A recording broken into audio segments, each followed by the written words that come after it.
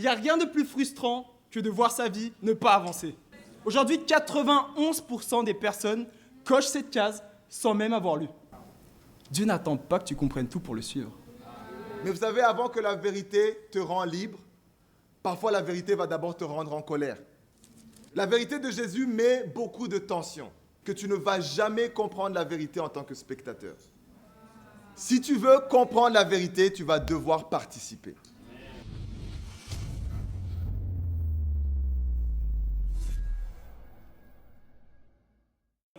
Comme vous le savez, on est une église biblique et on a commencé à étudier le livre de Jean la semaine dernière. La semaine dernière, on a vu que le livre de Jean, il faisait partie des 4 évangiles. Et le livre de Jean est assez particulier. Pourquoi ? Parce que parmi les 4 évangiles, parmi Matthieu, Marc et Luc, c'est le seul qui ne contient pas de parabole. C'est également le seul qui a pour vraiment objectif de montrer que Jésus est Dieu et de montrer vraiment la divinité de Jésus de manière générale. Et donc on va continuer sur cette lancée aujourd'hui. On ne va pas voir un chapitre, pas 2, pas 3, mais 4 chapitres. Et je ne serai pas le seul à prêcher la parole ce matin. Il y aura également mon frère Yannick, comme on dit. Et on a un titre pour vous ce matin très très simple qui s'appelle « Arrête d'attendre et commence à vivre ». Vous savez, de manière générale, parfois, il y a beaucoup de moments où on peut passer beaucoup de temps à patienter, beaucoup de temps à attendre. Et parfois, le fait d'attendre trop longtemps fait qu'on arrête de vivre, fait qu'on arrête de passer à l'action, qu'on s'accroche à des choses du passé, qu'on s'accroche à des identités qui ne nous définissent pas finalement. Mais aujourd'hui, on va prendre la décision de vouloir vivre maintenant. Amen. Et donc, j'ai 2 points pour vous ce matin. Mon premier point, c'est « Tu es à une décision d'être guéri ». On va prendre Jean chapitre 5, à partir du verset 1. Dites-moi Amen quand vous y êtes. Dans Jean chapitre 5, à partir du verset 1, la Bible nous dit « Après cela, il y eut une fête juive et Jésus monta à Jérusalem. Or, à Jérusalem, près de la porte des brebis, il y a une piscine qui s'appelle, en hébreu, Bethesda, et qui a 5 portiques. Sous ces portiques, un grand nombre de malades étaient couchés, des aveugles, des boiteux, des paralysés. Ils attendaient le mouvement de l'eau, car un ange descendait de temps en temps dans la piscine et agitait l'eau. Et le premier qui descendait dans l'eau après qu'elle avait été agitée était guéri, quelle que soit sa maladie. Vous savez, le nom Bethesda vient de l'hébreu « maison de grâce ». Et on comprend que dans Bethesda, il y avait 5 portiques, et sous ces portiques-là, il y avait beaucoup de personnes qui étaient malades. La Bible nous dit au verset 3, quel genre de maladie ils avaient ?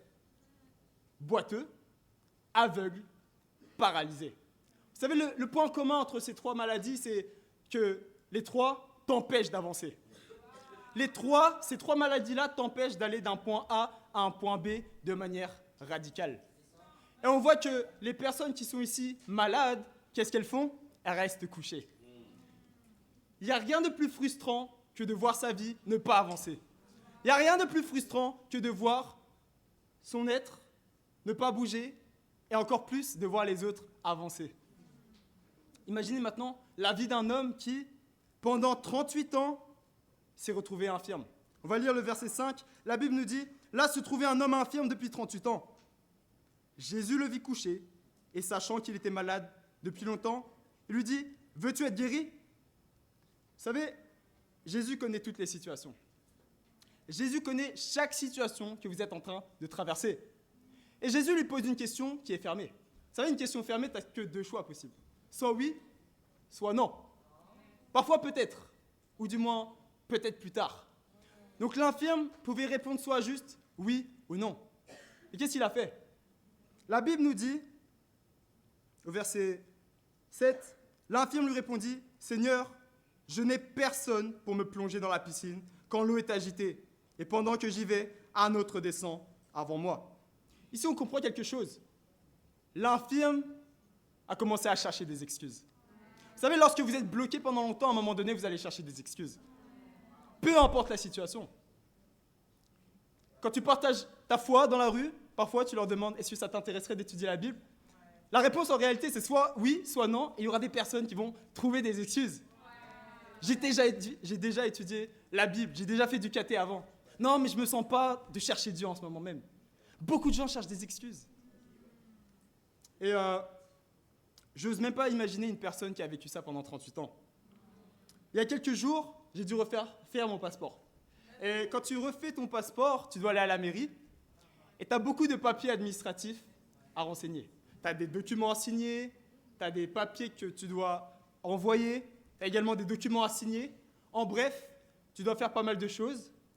Tout ça sans comprendre nécessairement ce qu'il y a derrière administrativement. Et ça me fait penser à quoi? Ça me fait penser à, vous savez, la fameuse case « J'accepte les conditions générales d'utilisation ». On a tous déjà coché cette case, n'est-ce pas? Sans même lire ce qu'il y avait écrit derrière. Et vous savez, d'après les études, aujourd'hui, 91% des personnes cochent cette case sans même avoir lu. Pour aller plus loin, les 18 et 37 ans, il y en a 97 qui cochent la case « J'accepte les conditions d'utilisation » sans avoir lu. Qu'est-ce qu'on comprend par rapport à ça? On comprend que parfois, certaines personnes vont prendre des décisions importantes sans tout comprendre. Voyez le verset 12 de la Bible, du chapitre 5. La Bible nous dit, ils lui demandèrent, qui est l'homme qui t'a dit, prends ton brancard et marche? Mais celui qui avait été guéri ne savait pas qui c'était, car Jésus avait disparu dans la foule qui était à cet endroit. Dieu n'attend pas que tu comprennes tout pour le suivre. Jésus n'attend pas que tu connaisses toute la Bible avant de prendre la décision. L'homme infirme, certes, il a trouvé des excuses, mais il a pris une décision pour changer 38 ans de sa vie. Qu'en est-il de toi aujourd'hui? Est-ce que tu es encore en train de faire des excuses? Peut-être que Dieu il est en train de t'appeler à temps plein, mais tu es encore en train de faire des excuses. Peut-être que tu es appelé à diriger une discussion, mais tu es encore en train de faire des excuses. J'ai vraiment envie de vous encourager à prendre une décision ce matin. À prendre une décision de ne pas vouloir suivre vos émotions, de ne pas vouloir suivre vos pensées, votre intelligence, mais de juste prendre une décision qui est de suivre Jésus-Christ. La Bible nous dit au verset 8, « Lève-toi, lui dit Jésus, prends ton brancard et marche. » Aussitôt, cet homme fut guéri, il prit son brancard et se mit à marcher. Vous savez, parfois on peut tellement raisonner dans notre tête. Imaginez une personne, pendant 38 ans, elle n'a jamais marché, et tu lui demandes de marcher. Imagine, tu demandes à des gens, vas-y, vole. T'as jamais volé. Comment tu sais voler? Mais il a juste eu la foi de marcher, de se lever d'abord et de marcher. Vous voyez la différence entre des personnes qui prennent une décision et une personne qui ne prend pas une décision? C'est que les personnes qui ne prennent pas de décision vont rester couchées. Jésus nous appelle à nous lever. Encore une fois, Jésus nous appelle à nous lever et à le suivre. Et parfois, ça peut être difficile. Ne te bats pas contre tes émotions. Ne te bats pas avec ta façon de raisonner. Juste prends la décision de suivre Jésus. Tu as une décision d'être guéri. Vous savez, ce matin, encore une fois, Jésus, il connaît toutes vos situations. Mais il suffit d'une décision pour prendre la décision de pardonner à ton frère, de prendre la décision de passer ce coup de fil avec la personne à qui tu dois parler depuis longtemps. Ça prend juste une décision. Donc prends la décision d'arrêter de réfléchir et de faire ce que tu dois faire. Tu peux être au bon endroit sans jamais prendre une vraie décision. L'homme infirme, il était à Bethesda, qui veut dire maison de la grâce. Peut-être pendant longtemps. La Bible ne mentionne pas pendant combien de temps il était là. Mais pendant beaucoup de temps, j'imagine qu'il était en train d'attendre la maison de la grâce. Et pourtant, il n'avait jamais pris la décision d'accepter la grâce. Peut-être que c'est ton cas aujourd'hui. Peut-être que ça fait longtemps que tu étudies la Bible. Et tu ne veux pas prendre cette décision de vraiment vouloir suivre Jésus-Christ à 100%. Je t'encourage, mon frère, je t'encourage, ma sœur, à prendre la décision d'aller jusqu'au bout. Prends la décision de suivre Jésus, même si tu ne comprends pas. Encore une fois, l'homme infirme ne connaissait pas Jésus. Ça ne l'a pas empêché de prendre une décision. J'ai envie d'élever une sœur aujourd'hui qui s'appelle Elsa, qui va prendre la meilleure décision de sa vie. Elle va prendre la meilleure décision de sa vie. Pourquoi? Parce qu'elle va se faire baptiser aujourd'hui. Amen. Donc j'ai un défi pour toi, pour vous tous. Prends une décision ferme cette semaine que tu ne vas pas laisser échapper. Encore une fois, cette personne à qui tu dois parler, cette personne à qui tu n'as pas encore pardonné, n'attends pas. Vas-y. Deuxième point. Cherche ce qui remplit vraiment. Jean chapitre 6, à partir du verset 25. J'ai beaucoup aimé tout à l'heure, on a parlé de nourriture. Ok? On va encore parler de nourriture. Mais cette fois d'une nourriture qui nous remplit éternellement. Amen. Au verset 25, la Bible nous dit, ils le trouvèrent de l'autre côté du lac et lui dirent, Maître, quand es-tu venu ici? Jésus leur répondit, en vérité, je vous le dis, vous me cherchez non parce que vous avez vu des signes, mais parce que vous avez mangé du pain et que vous avez été rassasiés. Dans le début du chapitre 6, on comprend que Jésus ici fait un miracle incroyable qui est de multiplier le pain et les poissons. Il arrive à nourrir plus de 5000 personnes. Plus de 5000, comment on sait? Parce qu'on comptait à cette époque-là que des hommes. Je vous laisse imaginer le nombre de femmes, le nombre d'enfants. Ils étaient plus de 5000. Et la Bible nous parle ici qu'ils ont été rassasiés. Le mot rassasié ici, il signifie être rempli physiquement. Donc ces gens-là ont suivi Jésus, pas parce qu'ils faisaient des miracles, c'est ce que Jésus dit ici, mais parce qu'ils se sont rassasiés. Ils ont été rassasiés. Vous savez, parfois, vous pouvez être rassasié momentanément. Okay? Et au verset 27, regardez ce que la Bible nous dit. Travaillez, non pour la nourriture périssable, mais pour celle qui subsiste pour la vie éternelle. Celle que le Fils de l'homme vous donnera, car c'est lui que le Père, Dieu lui-même, a marqué de son empreinte. J'aime beaucoup cette écriture parce que ça nous montre qu'il y a de la nourriture qui va périr et il y a de la nourriture qui ne va pas périr. Qu'est-ce que tu es en train de manger ce matin? Qu'est-ce que tu es en train de manger en ce moment? Et il n'y a pas longtemps, on a fêté les 60 ans de ma tante. Et en réalité, c'est la tante de Madeleine, mais maintenant c'est ma tante. Et vous savez, nous sommes d'origine philippine et les Philippins, ils adorent manger. Ils aiment beaucoup manger. Et en l'occasion de ces 60 ans, on est parti dans un buffet à volonté. Un nouveau buffet qui a ouvert pas loin dans le 15e arrondissement. Je sais qu'il y a plusieurs sœurs qui sont parties là-bas, vous vous reconnaîtrez. Et moi, quand je vais dans un buffet, mon mindset il shift. Je me dis, quand je rentre dans un buffet, rentabilité, rentabilité, rentabilité. Et donc je vais aller manger là-bas pour rentabiliser le plus possible. Et vous savez, lorsque vous allez dans un buffet, bien évidemment, il y a un panel de nourriture. Donc on y retrouve des sushis, des sashimi, des brochettes, si classique. Mais parfois on y retrouve aussi des nuggets, des frites. Je comprends pas les personnes qui vont là-bas pour manger ça, mais ça c'est un autre débat. On vous aime. Maintenant, j'ai une stratégie, et peut-être que ceux qui connaissent, qui savent un peu comment il faut faire dans les buffets à volonté, il y a plusieurs tips. Voilà, je vais vous en donner quelques-uns. Quelques tips. Déjà, premier tips, ne commencez pas par la friture, par le riz et par les pâtes. Ok? Pourquoi? Parce que ça va vous combler déjà alors que vous n'allez même pas profiter. Et deuxième tips, ne buvez pas trop tôt. Pas de soda et pas de boisson sucrée, sinon vous n'allez pas prendre le plaisir. Et donc, encore une fois, quand je vais dans un buffet, j'ai une stratégie. Ma stratégie, rentabiliser. Donc, j'agence mon assiette, je fais en sorte que ce soit de qualité et que ce soit une multitude de nourriture.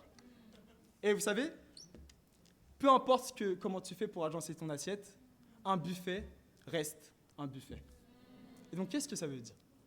Ça veut dire que, à la fin du buffet, c'est vrai que parfois, je vais me sentir pas forcément rassasié, bien. Je vais me sentir comblé momentanément, mais en vrai, je vais avoir mal au ventre. Et toujours à chaque buffet, après, je me dis, c'est le dernier buffet. Plus jamais j'y retourne. Et donc, peu importe comment tu vas agencer ton assiette, peu importe comment tu vas optimiser ton assiette, tu peux quand même rater ton repas. Vous savez, dans le monde, vous pouvez bien agencer ce que vous êtes en train de faire. Si vous êtes en train d'agencer ce qui ne vous nourrit pas, ce n'est pas en agençant cela que ça va vous nourrir. Et là où je veux en venir, qu'est-ce que ça veut dire? Encore une fois, au verset 27, la Bible nous dit « Travaillez non pour la nourriture périssable, mais pour celle qui subsiste pour la vie éternelle, celle que le Fils de l'homme vous donnera, car c'est celui que le Père Dieu lui-même a marqué de son empreinte. » Imaginez une nourriture que Dieu a marquée de son empreinte. Vous savez, parfois, il y a de la nourriture où il y a la signature de la chaîne. Imaginez maintenant une nourriture qui est signée de Dieu. Vous savez de quelle nourriture il s'agit? Je vais vous la dire. Dans Jean chapitre 4, la Bible nous dit que la nourriture de Jésus, c'est de faire la volonté de Dieu. Donc, si tu es en train de faire la volonté de Dieu ce matin, laisse-moi te dire quelque chose, tu es en train de manger une nourriture qui ne va pas périr. Mais si tu es en train de manger aujourd'hui une nourriture qui n'est pas de faire la volonté de Dieu, je t'invite vraiment, mon frère, ma sœur, à changer ça. À switcher ton mindset. Et à te dire rentabilité, mais pas pour la nourriture du monde, rentabilité spirituelle. Amen. Améliorer ce qui ne nourrit pas ne le rend pas nourrissant. Ce qui remplit vraiment ne se trouve pas dans le buffet du monde. Il y a beaucoup de choses dans le monde qui peuvent nous distraire. Ne soyons pas distraits. Laissons les fritures, laissons les nuggets, laissons peu importe et faisons la volonté de Dieu. Commençons à remplacer nos habitudes par ce qui va vraiment persister. Amen. Et donc, comme vous le savez quelque chose qui va persister, qu'est-ce que c'est ? C'est de voir des femmes qui vont assister à la journée des femmes, la semaine prochaine. À travers la JDF, nous avons la foi que des femmes vont être transformées. À travers la journée des femmes, nous avons la foi que des femmes vont être inspirées, vont avoir juste envie de suivre ces femmes. Mais qu'est-ce qui se passe ? Pourquoi c'est si beau ? Pourquoi c'est... Ok, je vais étudier la Bible. Et donc, encore une fois, le but étant donné est de faire la volonté de Dieu, tout simplement. Vous savez, dans Jean chapitre 4, au début, Jésus, lorsqu'il voit cette femme samaritaine, il était fatigué. Il avait faim. Ses disciples sont partis prendre de la nourriture. Et Jésus, au moment où ils arrivent, il n'avait plus forcément faim. Pourquoi ? Parce qu'il a aidé cette femme. Il a fait la volonté de Dieu. Nourriture qui ne périt pas. Donc prends la décision de te nourrir de quelque chose de spirituel et qui va tenir. Amen. J'ai un défi pour vous. Chaque jour de cette semaine, prends 10 à 15 minutes pour remplacer quelque chose qui ne te nourrit pas par quelque chose qui te nourrit vraiment. Exemple, tu as identifié que tu scrollais beaucoup. Prends la décision de remplacer ça par au moins 10-15 minutes de partage, 10-15 minutes d'appel. Mon frère, je pense à toi. Ma sœur, je prie pour toi. Comment tu vas ? Soyons intentionnels. Pour conclure, dans Jean chapitre 5, Jésus montre qu'une vie peut changer en un instant. Pas parce que tout devient clair, mais parce qu'une décision est prise. C'est ce qu'on a vu avec l'homme infirme. Et dans Jean chapitre 6, il nous rappelle que tout ce qui nous remplit dans ce monde ne suffit jamais vraiment à combler le vide intérieur. D'un côté, il y a une décision à prendre, et de l'autre, il y a ce qui mérite vraiment d'être recherché. Alors, aujourd'hui, arrête de rester là où tu es, et prends la décision d'entrer dans la vie que Jésus te propose. Je vous aime, et à Dieu soit toute la gloire.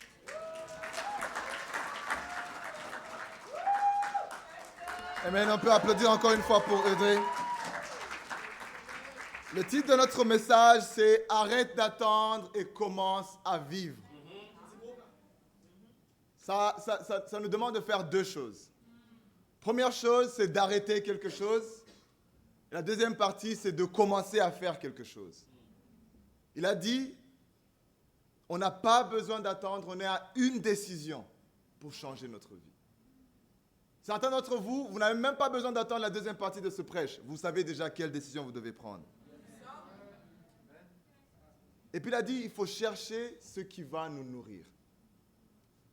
La deuxième partie de ce message, je vais vous parler de la deuxième phase.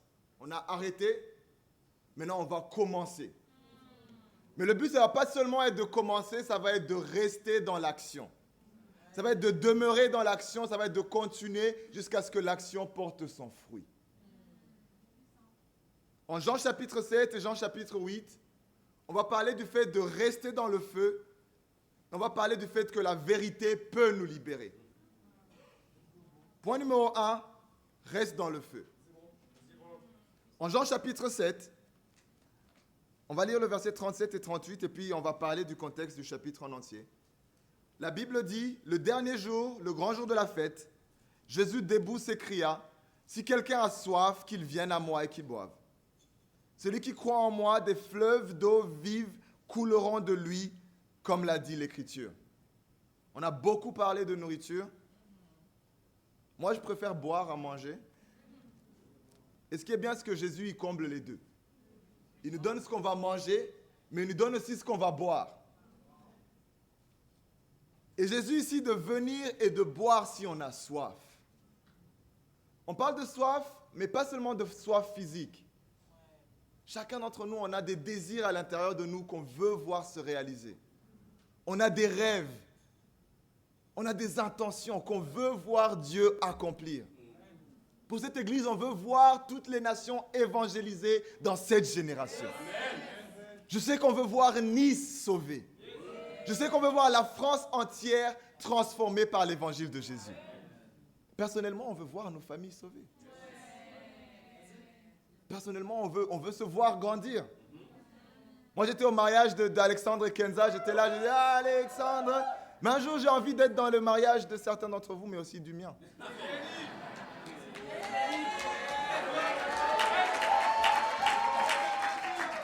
La Bible dit, si tu as soif, viens à Jésus. Mais pas seulement pour boire. Mais dit, quand tu vas boire, toi, tu vas être rassasié, mais il y aura des fleuves d'eau qui vont couler de toi. Ça ne va pas seulement être pour toi. Plein de personnes vont recevoir à partir des fruits que toi, tu vas porter. Jean 7 est un chapitre intéressant. Quand vous le lisez, vous voyez des débats, vous voyez des conflits, vous voyez des prises de parole qui se suivent l'un après l'autre. Et ce qui est bien, c'est que ça se passe à un moment de fête. La Bible nous dit que c'est le moment des fêtes de Juifs des tentes. Qu'est-ce que représente cette fête? C'est une fête où le peuple de Dieu, Israël, commémorait l'époque où dans le désert, Dieu était avec eux comme un feu et dirigeait le peuple avec un feu qui le montrait où aller. Et le matin, comme un nuage qui les protégeait. Et dans cette fête, en Jean 7, au moment particulier, Jésus se lève dans ce temple en tant que le feu vivant de Dieu. Et beaucoup s'approchent, beaucoup écoutent, beaucoup commentent. Au début du chapitre, il y a ses frères qui disent « Ah ouais, toi, tu as envie d'être une star », je paraphrase, je vous donne ça la version aujourd'hui. « Ah ouais, non, toi, tu veux être une star, il faut que tu ailles là-bas. Tu ne peux pas être influenceur dans ta chambre. » Et Jésus leur dit quelque chose d'important, « Je ne suis pas là pour les fans. Je veux avoir des vies transformées. » Quand il y arrive, il commence à prêcher, certains disent « Ouais, c'est un homme bien. » D'autres disent « Non, c'est un démon. » Certains disent « C'est un prophète, c'est le Messie. » D'autres disent « Le Messie ne peut pas venir d'un endroit où on connaît. » Beaucoup viennent autour de lui, beaucoup regardent, beaucoup touchent, beaucoup sentent son parfum, mais pas assez de personnes se laissent transformer par lui. Et au verset 17, Jésus dit quelque chose d'important. Si quelqu'un veut faire la volonté de Dieu, il saura si mon enseignement vient de Dieu. Par ça, on comprend que tu ne vas jamais comprendre la vérité en tant que spectateur. Si tu veux comprendre la vérité, tu vas devoir participer. Si tu veux comprendre la vérité, tu vas devoir t'approcher, toucher et rester à côté du feu. La vérité de Jésus met beaucoup de tension. Et à la fin de ce chapitre, au verset 43, la Bible nous dit qu'il y a eu beaucoup de divisions dans les foules à cause de Jésus. Ce n'est pas un message confortable. C'est un message qui demande un engagement. Jésus, il est doux, mais Jésus, il est brûlant. Et aujourd'hui, je suis là pour vous parler du Dieu brûlant. De Jésus brûlant. Jésus qui a allumé un feu dans votre cœur et qui veut voir ce feu porter du fruit. Pour ceux qui ne savent pas, il y a eu beaucoup d'alarmes qui ont sonné aujourd'hui. Et ces alarmes, c'est à cause on est en train de déminer une bombe qui a été plantée à l'époque de la Deuxième Guerre mondiale. Mais pour vous montrer à quel point Jésus, il est fort. Il y a beaucoup de personnes qui habitent à Colombes qui ont dû sortir de leur maison très tôt le matin. Et parmi eux, un homme qui marchait dans la rue. À un moment donné, il voit des personnes avec des guitares qui sont en train de marcher quelque part. Il dit, ah, vous allez où? Vous êtes des musiciens? Ils disent, ouais, on fait de la musique et tout. Vous avez un concert? Non, on va à l'église. Et c'est comme ça que Philippe a suivi le feu de Jésus jusque dans cette salle ce matin.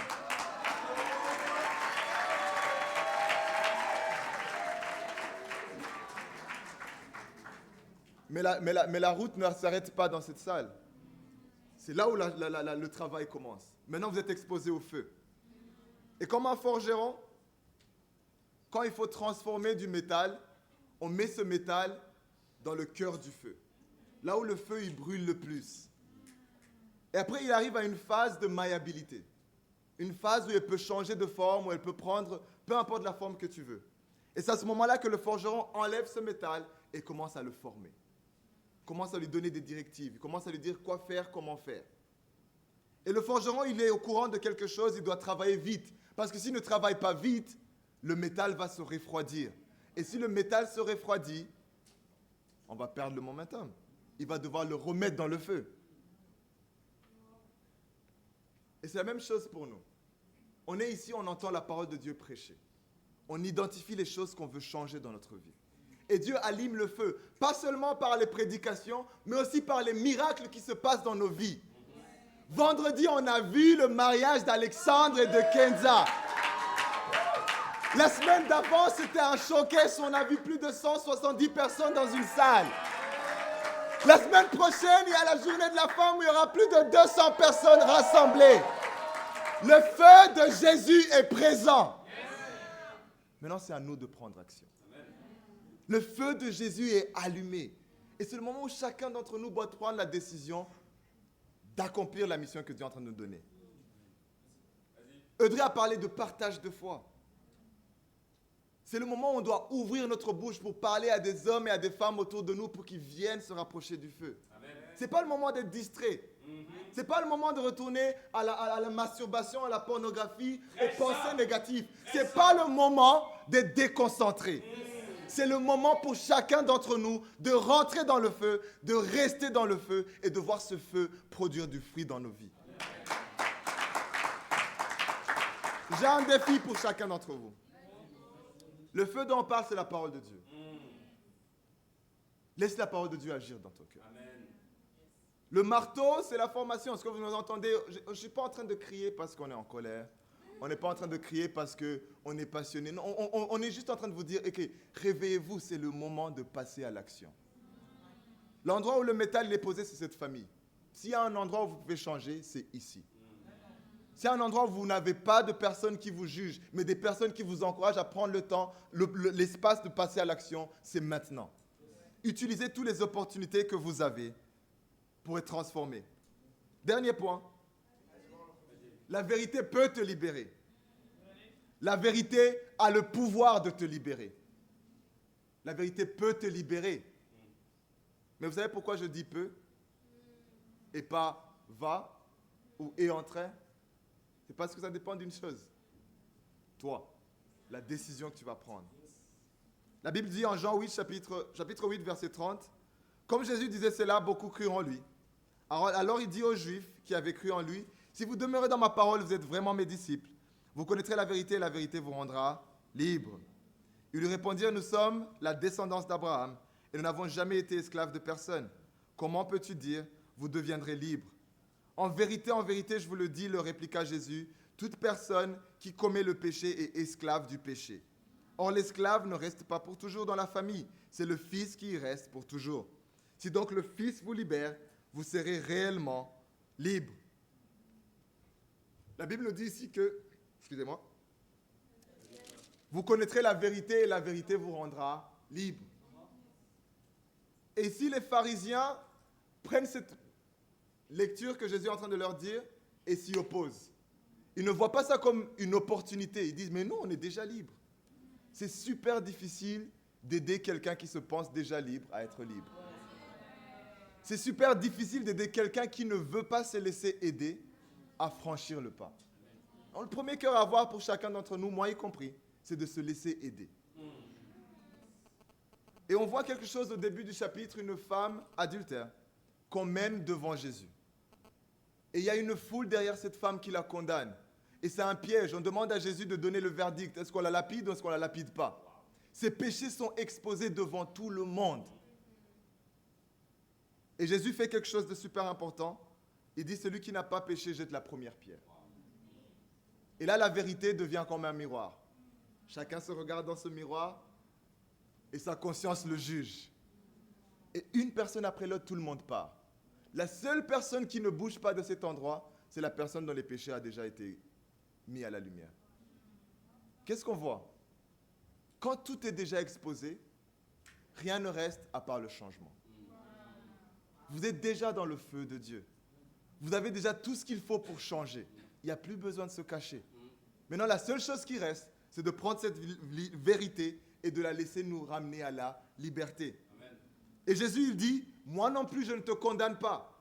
Donc l'église, ce n'est pas un endroit pour être condamné. L'église, c'est un endroit pour être guéri. Amen. Il dit, je ne te condamne pas, va et ne pêche plus. La même vérité qui a exposé le péché, c'est aussi la vérité qui a ouvert la porte à la liberté. Mais vous savez, avant que la vérité te rende libre, parfois la vérité va d'abord te rendre en colère.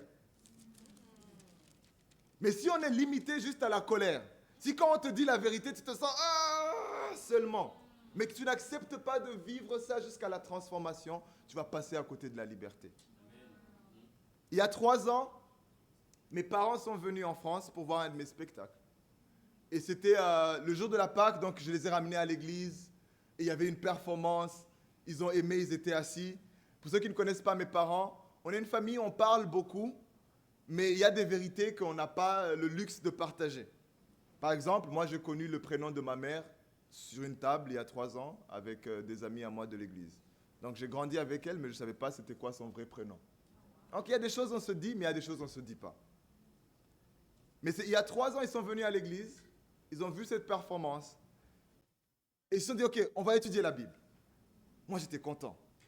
Donc on est allé dans un restaurant à Châtelet, à la Perla, juste à 2 mètres du bâtiment dans lequel je vivais quelque temps avant, le bâtiment dans lequel moi je voulais m'ôter la vie, dans lequel je voulais sauter et venir tomber par terre mort.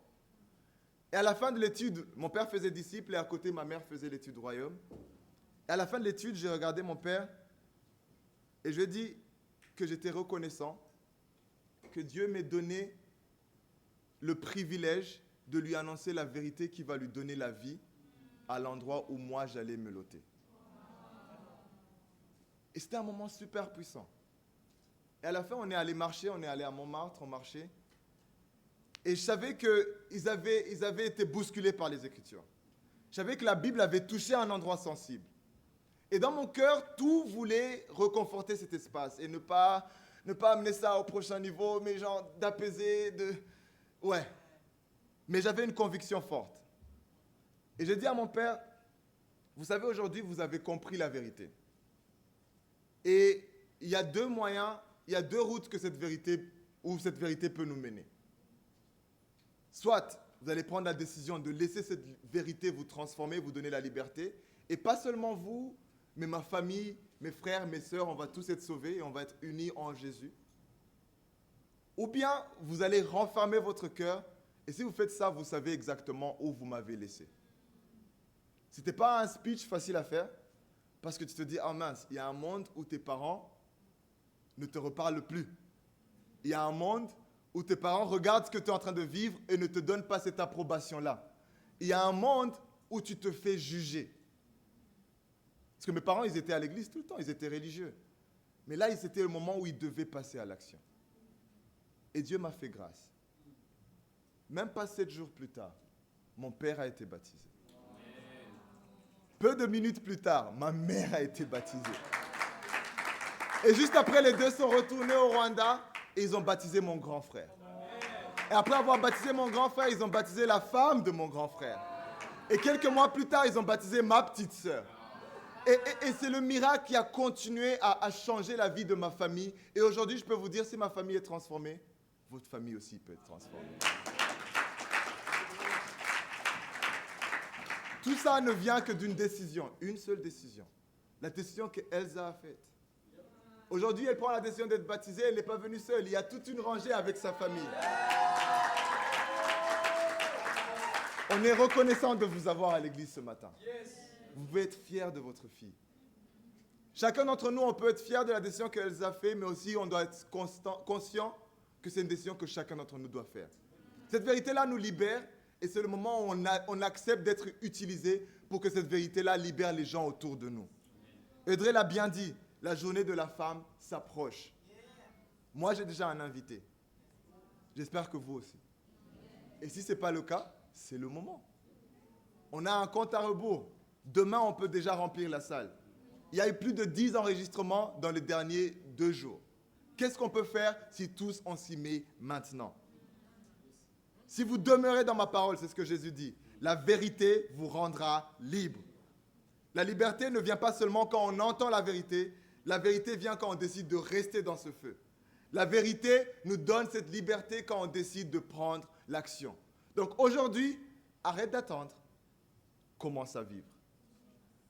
Arrête d'attendre, commence à vivre. Et qu'à Dieu soit toute la gloire.